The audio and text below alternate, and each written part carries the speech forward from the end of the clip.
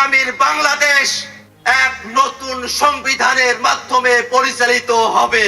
এই সব ঘোষণার মধ্য দিয়ে জাতীয় নাগরিক পার্টির কেন্দ্রীয় কমিটির আংশিক আমরা ঘোষণা করলাম অল্প সময়ের মধ্যে প্রেস রিলিজের মধ্য দিয়ে আমরা আমাদের আহ্বায়ক পূর্ণাঙ্গ কমিটি ঘোষণা করব।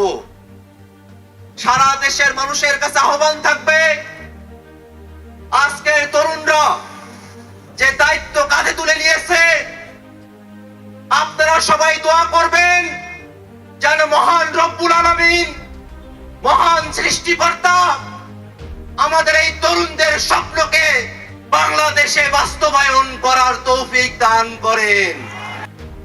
বাংলাদেশে যারা গণহত্যা চালিয়েছে, এই তরুণরা যেন তাদের নেতৃত্বে এই বাংলার জমিনে সেই খুনি গণহত্যাকারী আওয়ামী লীগ এবং তাদের দোসরদের বিচার করতে সক্ষম হয়। বাংলাদেশে 54 বছর পরে আমরা যে সুযোগ পেয়েছি, একটি নতুন সংবিধানের বাস্তবতা তৈরি হয়েছে। এই তরুণরা স্বপ্ন দেখে আগামীর বাংলাদেশ এক নতুন সংবিধানের মাধ্যমে পরিচালিত হবে।